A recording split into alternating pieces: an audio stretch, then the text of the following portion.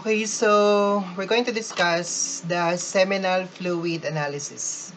Okay, so why we are doing the seminal fluid analysis here in the laboratory is, okay, number one, to perform the fertility, to check here if the male partner between the couples would eventually able to produce here an adequate and healthy sperm cells necessary for the fertilization. Second one is for evaluation of your post-vasectomy operation.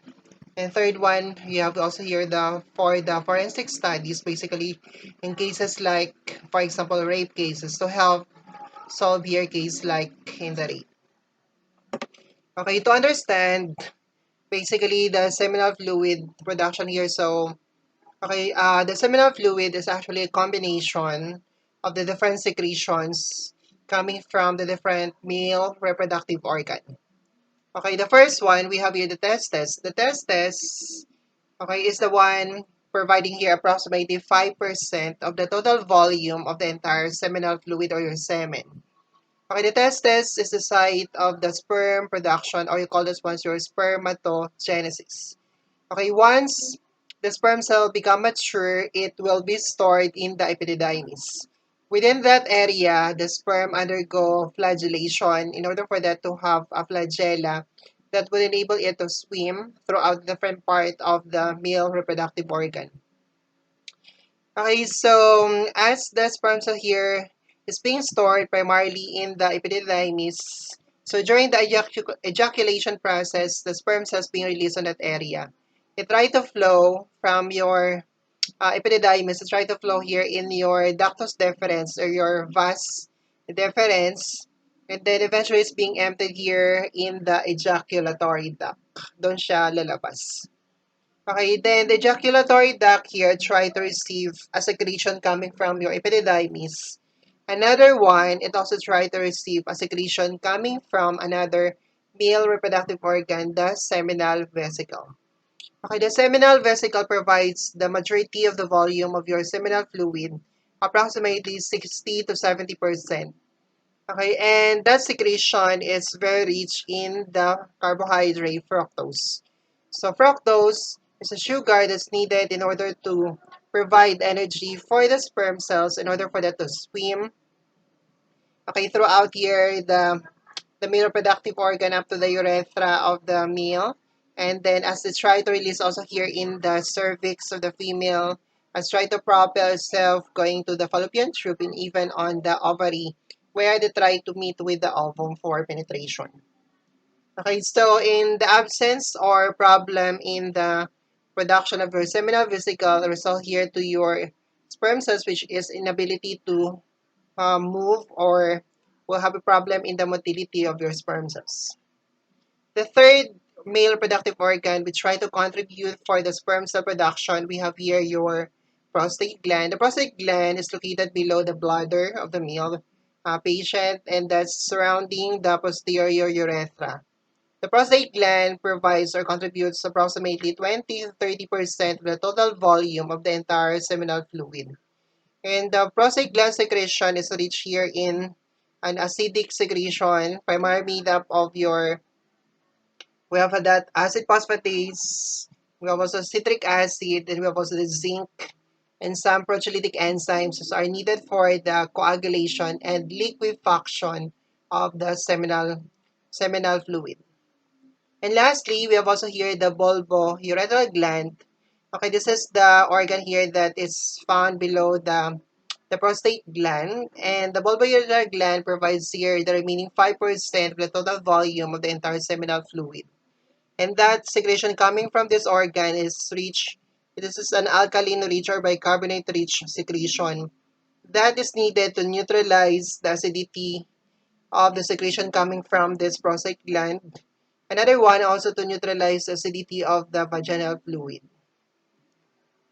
So notice here that each of the organs try to contribute to the entire fluid of your seminal fluid. So when you are measuring for the entire volume and we are having the seminal fluid analysis, you need to completely collect the entire sample because, again, of that one, if there will be an incomplete collection of the specimen, it might result here to the problem in the volume of the total volume of the specimen. It might be regarded as abnormal.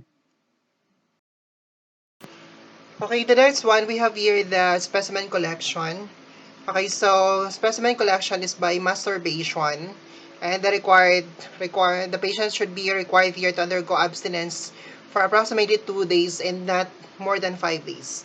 Okay, specimen collected more than 5 days abstinence. We're so here to increase specimen volume, but expect to have a decreased sperm count for that.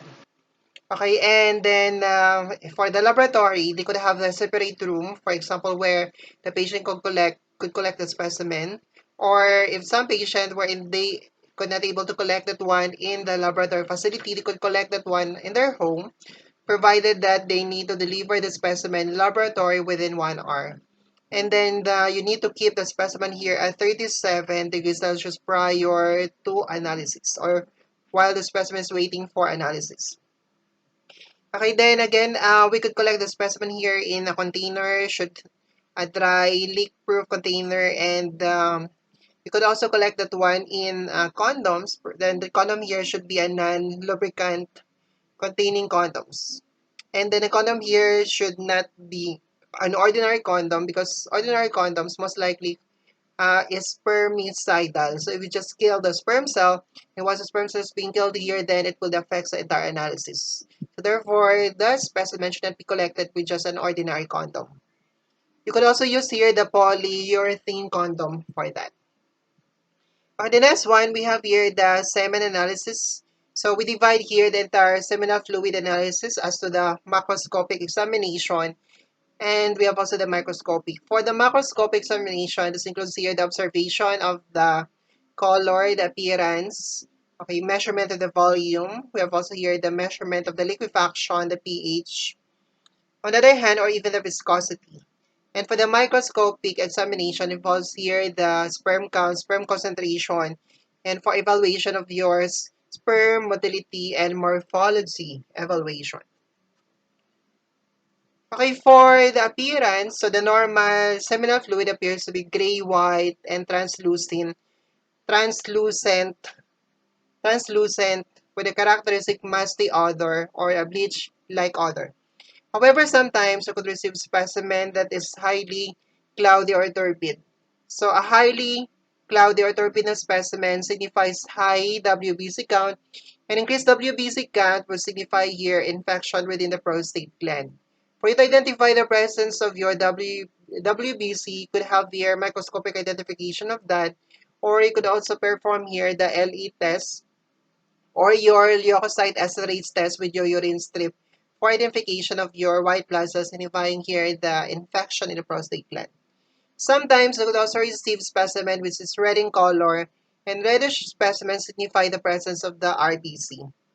And dark yellow will be present here because of urine contamination or even medications or even prolonged abstinence. So once, like for example, if you receive specimen that's dark yellow and you might suspect that one has been contaminated with the urine, you need to reject that one because the urine is toxic to the sperm cells. So once the seminal fluid has been contaminated by the urine, so expect that less sperm cell here going to or still motile because it again the urine is toxic to the sperm cell. It will kill the sperm cells and therefore will affect your motility test.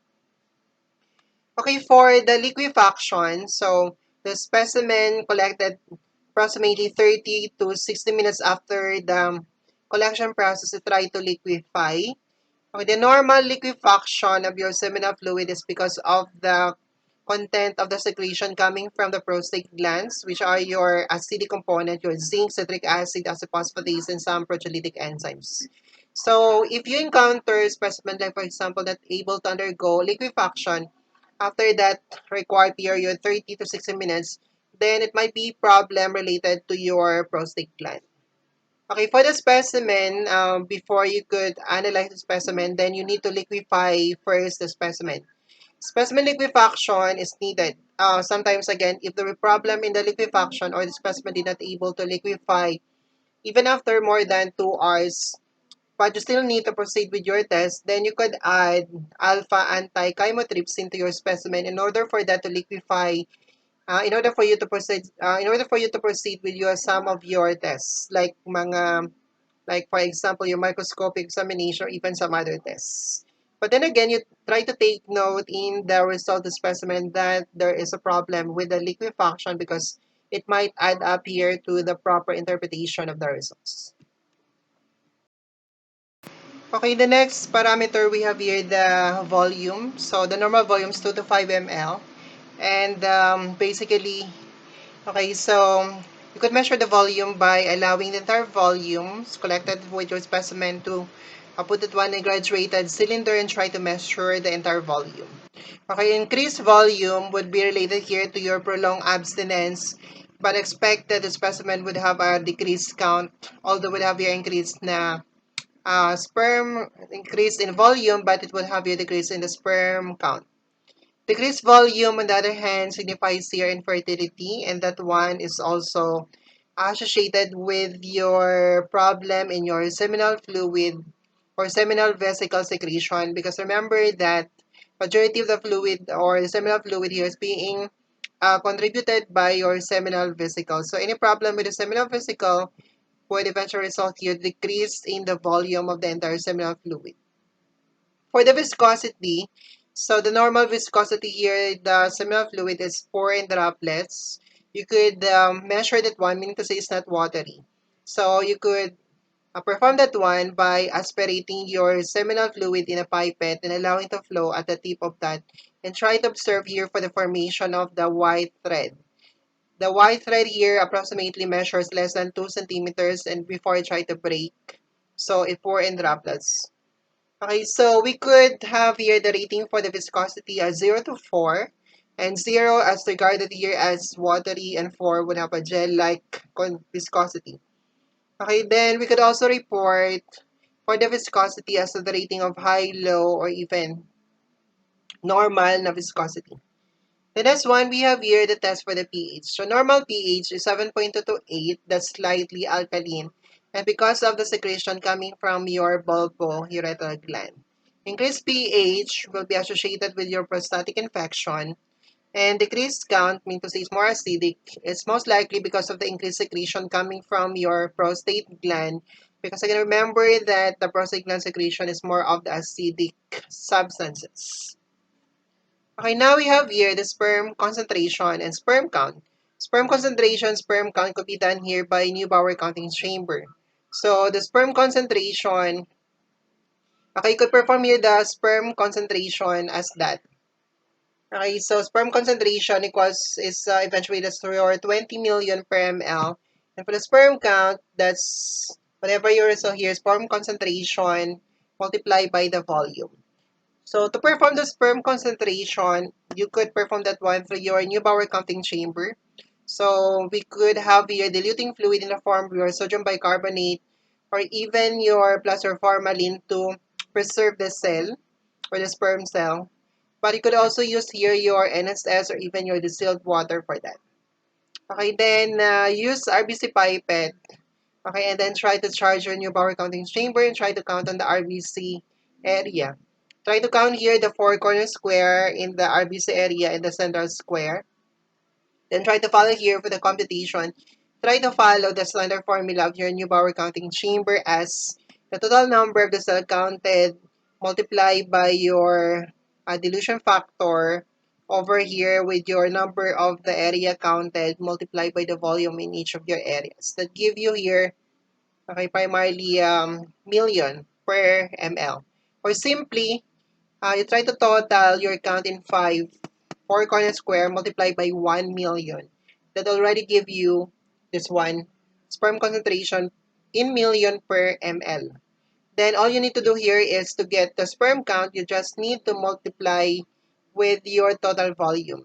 So for the total volume, I mean for the sperm count, so that's would have here more than, it should be more than 40 million per ejaculate for that. When you are counting here for the cells, okay, try to count only the mature sperm cells. Do not include your round cells. Your round cells includes your spermatids or young or immature na cells or even your WBC. Do not include those because those are not part of your sperm count.